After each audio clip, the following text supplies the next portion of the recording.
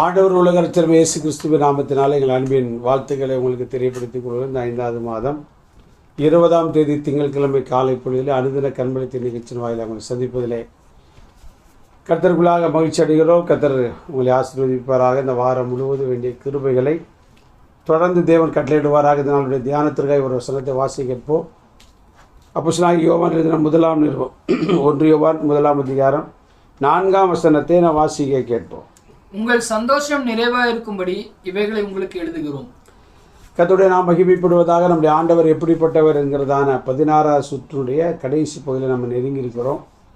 ஒவ்வொரு நாளும் நம்முடைய ஆண்டவர் எப்படிப்பட்டவர் என்று தியானித்து ஒவ்வொரு நாளையும் இனிதாய் மகிழ்ச்சியோடு சுவையோடு ஆரம்பிப்பதற்கு கர்த்தர் நமக்கு உதவி செய்து வருகிறார். இந்த நாள் நம்முடைய ஆண்டவர் எப்படிப்பட்ட சந்தோஷத்தை நிறைவாக்குகிறார். ஆண்டவரை பொறுத்தவரை பொதுவாக அவர் நிறைவாக்குகிற தேவன். மனிதன் குறைவாக்குவதிலே கண்ணா இருப்பான். ஒருவன் நிறைவாகும் போது அனைவருடைய வாழ்க்கையில் மகிழ்ச்சி இருக்காது. சொந்தக்காரனாக இருப்பான், உடன் பிறந்தவர்களாக இருக்கலாம், நண்பர்களாக இருக்கலாம். அதான் நமக்கு ஒரு நிறைவு வந்தது, நமக்கு ஒரு உயர்வு வந்தது அப்படின்னா அவனால் அதை பொறுத்து கொள்ள முடியாது.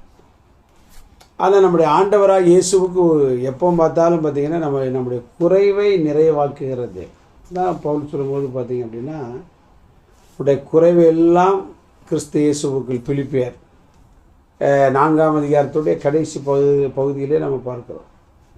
ஸ்தோத்திரமுடைய குறைவை எல்லாம் தேவ தம்முடைய மகிமையிலே என்ன செய்வார்? நிறைவாக்குவார். வாசியை கேட்போம். என் தேவன் தம்முடைய ஐஸ்வர்யத்தின்படி, தமது ஐஸ்வர்யத்தின்படி. அப்போ அவர்கிட்ட ஒரு ஐஸ்வர்யம் இருக்கிறது. எப்படி? என்னது? சந்தோஷம். அதில் ஒரு ஐஸ்வர்யமானவர். சமாதானத்தில் நம்முடைய தேவன் ஐஸ்வர்யமானவர். நிம்மதியில் ஐஸ்வர்யமானவர். விடுதலையில் ஐஸ்வர்யமானவர். ரட்சிப்பில் அவர் வைத்திருக்கிற அத்தனையுமே பார்த்தீங்க அப்படின்னா நிறைவாய் வைத்திருக்கிறவர். ஐஸ்வர்யம் உள்ள தேவன் அப்படின்னா பணக்காரன். நமக்கு தெரிஞ்ச பாஷையில் சொல்லுவோமே. சமாதானத்தில் இயேசு எப்படிப்பட்டாருன்னா அவர் பணக்காரர். சந்தோஷத்தில் பணக்காரர், நிம்மதியில் பணக்காரர், விடுவிக்கிறதுல பணக்காரர். அப்படிப்பட்ட தேவன். வாசி கேட்போம். உங்கள் குறைவை எல்லாம் கிறிஸ்து இயேசுவுக்குள் மகிமையிலே நிறைவாக்கும். மகிமையிலே அப்படிங்காங்க. சரியான மொழிபெயர்ப்பு என்ன சொல்றாங்கன்னா, மகிமையினாலே நிறைவாக்குவார். அவருடைய வல்லமையினாலே நிறைவாக்குவார். அவருடைய கிருபையினாலே நிறைவாக்குவார். அவருக்கு வேலையே என்ன அப்படின்னா நம்முடைய வாழ்க்கையை நிறைவுபடுத்துகிறது. குறைவோடு நாம் வாழ்வது ஆண்டவருக்கு பிடித்தம் கிடையாது. இந்த அனுதின கண்மலைத்தின் நிகழ்ச்சி கேட்ட அருமையான தேவனுடைய பிள்ளை எத்தனையோ குறைவோடு இன்றைக்கு இந்த நீங்கள் கண்மலைத்தின் நிகழ்ச்சியை கேட்டுட்டு இருக்கலாம். ஒன்றும் கவலைப்படாங்க. தேவனுடைய வேலை வரும் பொழுது நம்முடைய குறைவை எல்லாம் தேவன் நிறைவாக்குவார். தாவீது தான் சொன்னால், சிங்கக்குட்டிகள் தாழ்ச்சி அடைந்து பட்டினியாக இருக்கும், கர்த்தரை தேடுகிறவர்களுக்கு ஒரு நன்மையும் குறைவுபடுவதில்லை. அப்படின்னு என்னத்தனா நிறைவாய் வைத்திருப்பான்னு அர்த்தம். நன்மைகளை ஏதோ கொஞ்சம் தந்து முடிக்கிறதில்ல, நிறைவாய். குறைவுபடுவதில்லை அப்படின்னா எப்போதுமே நிறைவேற்ற. காணாவூர் கல்யாண வீட்டில் பார்த்தீங்க அப்படின்னா திராட்சை ரசம் குறைவுபட்டது. அப்போ போய் சொன்னாங்க, அப்போது ஆண்டவருடைய வேலை இன்னும் வரவில்லை அப்படின்னாரு. வேலை வந்தபோது என்ன நடந்தது பார்த்தீங்களா? தண்ணீரை திராட்சை ரசமாய் மாற்றினார்.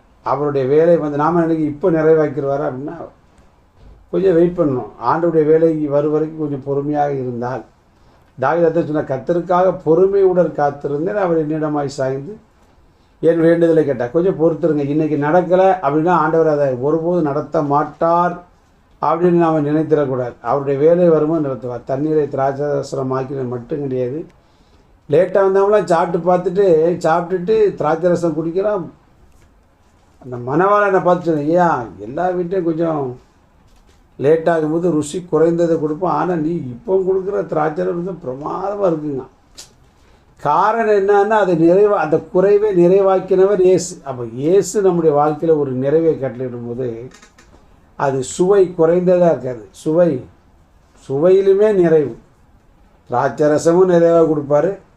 அந்த திராட்சை ரசத்துடைய சுவையும் நிறைவாய் கொடுப்பார். தைரியமாக இருக்கும். உங்களோட வாழ்க்கையில் இருக்கிற எல்லா குறைவும் கத்த நிறைவை மாற்றி சமாதானத்தை சந்தோஷத்தை தேவன் கட்டளிடுவாராக. கர்த்தர் ஆசீர்வதிப்பார். நல்ல பிதாவே, நீர் எல்லாவற்றையும் நிறைவாக்குகிற தேவன். இந்த கர்மலத்தின் நிகழ்ச்சி கேட்ட ஒவ்வொருடைய வாழ்க்கையில் எதில் குறைந்திருக்க, சுகத்திலோ ஆண்டவரே ரட்சிப்பிலோ விடுதலையிலோ சமாதானத்திலோ நிம்மதி எது அவர்களுக்கு குறைவாக இருந்தாலும் அதை நிறைவாக்கி அவர்கள் ஒவ்வொருவரையும் நீ சந்தோஷப்படுத்த போகிற அப்படின்னாலே ஸ்தோத்திரம். இயேசு நிமித்த ஜெபங்கள் நல்ல பிதா. ஆமென். God bless you. நாளை காலை அனுதின கர்மலத்தினை சந்திக்க வரைக்கும் தேவ கிருபை நம்மை தாங்கி நடத்துவதாக. ஆமென்.